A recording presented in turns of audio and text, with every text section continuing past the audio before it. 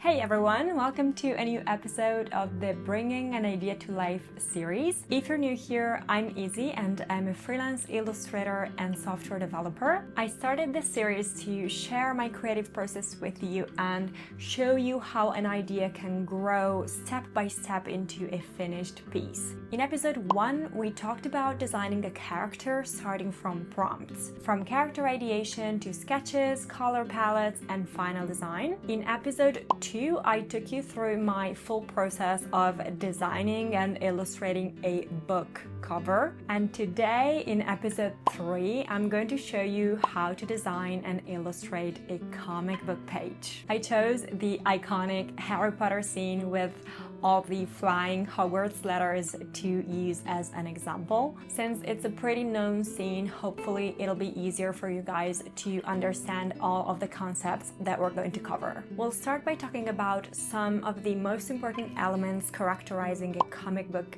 page, so panels, shots, and dialogue. Then we'll explore comic scripts, which artists aren't usually required to write, but we certainly need to understand them in order to illustrate the comic correctly. Then we'll cover the illustration part, and finally I'll give you some useful and interesting tips to keep in mind. So let's jump right in. Each comic page is made of panels, which are essentially frames that show one or more characters doing something within the scene. Each page can have a different amount of panels based on how fast or how slow you want the pace to be. Less panels make the pace faster since they take less time to read, while more panels make the pace slower. Other than the quantity of panels, the size and shape of panels also varies. This adds visual interest and makes a comic page more dynamic and engaging. It's good practice to design panels in a way that leads the reader's eye across the page in a natural zigzag motion from one panel to another. So when a character is depicted looking in a specific direction, for example,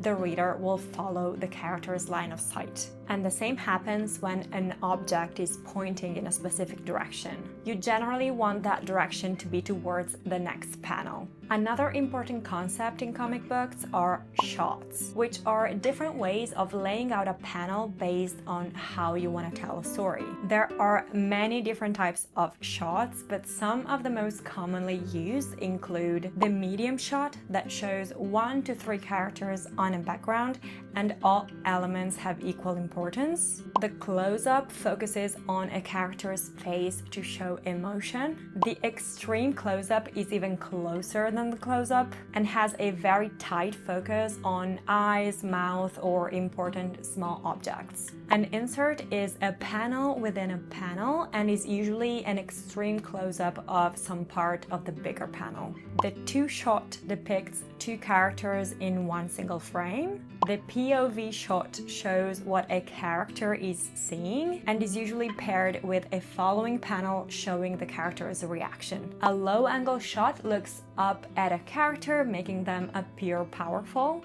A high-angle shot, on the other hand, looks down on a character, making them appear small, weak, or isolated.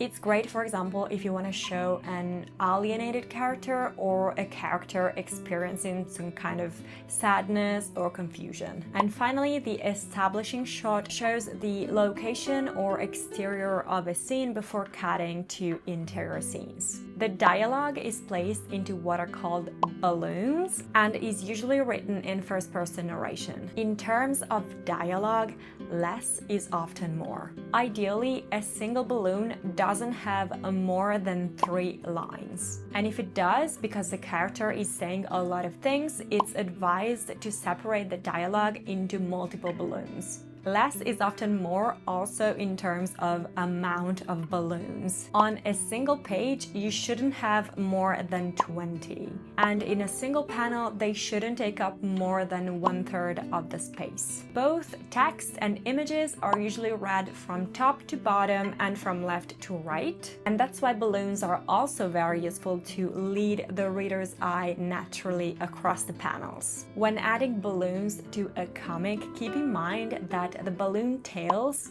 don't necessarily need to be put close to the mouth of the character who's speaking, because it can get distracting. Pointing the tail in the general direction of the speaker's mouth is just enough. And finally, remember that different balloon styles identify different kinds of dialogue and tone. Like, for example, spiky edges are usually used for electronic dialogue, like on a cell phone or a radio, or even when the character is shouting. And font and color of a balloon can be changed if the character is supernatural or has some kind of unique voice. So now that we know more about the different elements composing a comic page, let's finally start designing one. The first step when illustrating a comic is always starting from a solid script, either written by you or somebody else. Even if you're just illustrating the comic and not writing the script, understanding scripts is essential to interpret them accurately and create coherent panels. I personally made sure to study the basics of comic scripts writing from videos, online courses, and books, and here are some key concepts I've learned along the way. Each new comic page starts at the top of a new script page. For instance, my comic has only one page, so I have page 1 written at the top of the first page of the script. But if my comic had more than one page, I would also have page 2 on a fresh new script page. It doesn't matter if I had space left in the previous one, a new comic page always means a new script page. Each comic page contains numbered panels that, as we said before, can be a different amount based on the page. It's important to note that panel numbering restarts from 1 on each new comic page. So in page 1, I have panels from 1 to 7. And if I had a second page with 4 panels, for example, in page 2, I would have panel 1, 2, 3, and 4. Then after each panel number, a short description tells you what's happening in the scene depicted in such panel. Sometimes the description also indicates what type of shot you should use in that panel, and the shots I'm referring to are the ones we've discussed previously in this video. After the description, the dialogue starts. Each dialogue is numbered incrementally per comic page, and on each line, the character's name goes on the left, while the text, which is what the character is saying, goes on the right. Then if a character has more than one line, it means the dialogue should be split into separate balloons for clarity, with one balloon for each line. Bold and italics in dialogues are used to add emphasis on specific words, and they have to be written in the final comic in the same way. So if you find a bold and italic word in a script, you have to write it in the same way, so bold and italic also in the comic. You can find text in parentheses near a character's name in a dialogue, and that indicates special instructions. For example, off or OS means off screen, and is used when a character is speaking but they're not visible in the panel. Also, up, down, left, or right are used to indicate the direction of the balloon tail, which can be pointing towards a certain character or off panel space. Sometimes, instead of a dialogue, a panel will contain no copy or no dialogue, and that means there is no dialogue to be shown in that panel, so no balloons. While SFX indicates a sound effect. In my case, the sound the letter does when it hits Vernon's face. Once we have a clear understanding of the script, we can finally start sketching. In this phase, it's important to start rough and not worry about the details at the beginning. Make quick sketches of each panel with the script in mind, focusing on layout, movement, intensity, and flow. Even if it's the early stages, it's important to consider balloon positioning already. Then gradually refine your sketches and tweak elements if needed, and consider varying shape and size of panels and overlapping them to make the storytelling more dynamic and interesting. Once we finalize the sketch and have a clear idea of the shape and positioning of the panels, it's time to design a clean and polished layout that we can use as a starting point for our coloring process later. To create the page layout and design the different panels, I use Kittl, who's kindly sponsoring this portion of the video. The first thing to do to design a comic book page in Kittl is creating a new project with the right size of the page. I'm going to do A5 at 300 dpi because I assume it's going to get printed. Then once we have our page, we need to set its margins. Comic book margins are usually 1 to 2 centimeters from either side and from top and bottom. And in Kittl, you can easily do this by selecting your artboard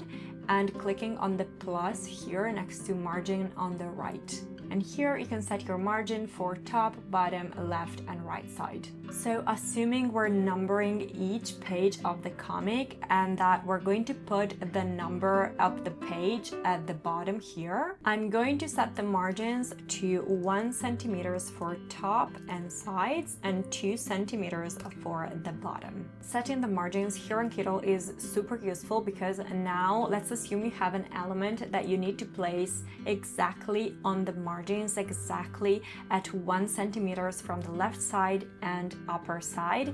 You can just take your element and move it close to the margins and you'll see it snaps into place and perfectly places itself where you wanted it to be. So we said our page will be numbered, so let's add a number at the bottom of the page. We're gonna start with 1, obviously. And next, it's time to create the actual panel layout. To do that, let's create a new artboard with the right size. So in my case, my page is A5, so 148 times 210 millimeters. So considering I have 1 centimeter from the top and sides and 2 centimeters from the bottom, my new artboard will have to be 128 times 180. We can now import our sketch in this new artboard, and we can go over our layout lines using Kittl's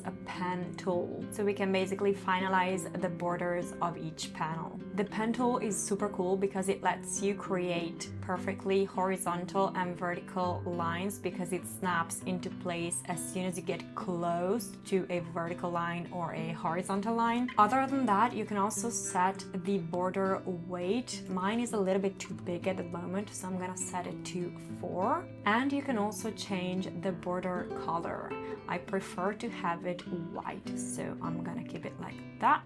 And then I'll continue adding the rest of the layout lines. So once we have our final layout that you can see once I hide the illustration below, we can group all of the lines together. So now we can handle them all together as if they were part of the same shape. Now, if we want to see everything together on the page, we can duplicate the group and move it onto another canvas. So here is our final layout result. And at this point, we could duplicate our artboard to create different variations of it for new pages and different layouts. For example, we could add a page 2, a page 3, and we can change the layout of the lines by redesigning them and recreating them with the pen tool. Something else we can do is change the color of some pages, which can be useful to symbolize we're in a different space or time, like for example for a flashback. Kittl also makes balloon creation very easy. We can use the shape tool to draw an ellipse, then add some points to it to change its shape a little. We can change the color as well. And then we can use the pen tool again to add the pointer. Can make it 2 in weight. It's a little bit too much otherwise. And then we can add a point to change the curve of the pointer. So here we have our balloon that we can move around wherever we need. And finally, we can add the text to the balloon by copying and pasting the dialogue directly from your script. You can pick the font of your choice, and what's super cool is that Kittl recently introduced advanced text editing. So you can now style each individual word and each individual letter even in one single text box. So you can tweak font family, for example, you can tweak the size of a single word or even a single letter, you can tweak the color, you can tweak the font weight if you have more than one, and this is exactly what we need in case of comics. Because we see in the script that the best word is bold and italic, and we said that we need to recreate the same thing in the comic text. So we can now do that in Kittl using the advanced text editing for this single paragraph of text. So thank you, Kittl, for sponsoring this portion of the video. If you want to play with all these features too and you want to try creating your own comic book page, definitely check out Kittl through the link in my description. And if you're a new user, you can use the code AGOSTIYT for 25% off your first month or year of any paid plan. Now that we have our layout, let's import it back into our canvas so we can make sure to be precise with the borders and the content of each panel. And at this point, we can finally start our coloring process. As usual, I like to start by laying down the local colors, which identify how colors appear in absence of any type of light or shadow. Then I proceed with shading and lighting, playing with layer modes, opacity, and color hues. And finally, I add details, textures, and color adjustments using different brushes and tools to finalize the artwork. At this point, we can import our illustrated page back into Kittl to add the balloons and finalize everything. Before ending this video, I thought I'd give you some more useful tips and reiterate on some important concepts we've discussed throughout the video. The number of pages in a comic usually comes in multiples of 4 or 8, with even pages on the left side and odd pages on the right. The number of panels on a page determines its pace. So the more panels you have, the slower the scene will be because it's more broken down, while the less panels you have, the faster the pace becomes. Save big reveals or emotional confrontations for page turns to surprise the reader. So from odd page to even page. Mixing horizontal and vertical panels contributes to add more interest to a comic page. Overlapping panels or even just elements from different panels can also make a page much more captivating, but don't overdo it. Think about panel sizing with respect to the action you want to portray. For example, a repetitive scene should be portrayed with a lot of small panels all the same size, while important scenes should be portrayed with much bigger panels. And that's it. So here's again our final outcome for our comic page. If you want to try creating your own comic page and experiment with panels, shots, dialogues, and even scripts, I would love to see the outcome. I hope you enjoyed this video. If there's anything specific you'd like to see in the next episode of this Bringing an Idea to Life series, please let me know in the comments down below. Thank you so much for watching, guys, and I'll see you next time. Bye-bye. Myself, I sing this softly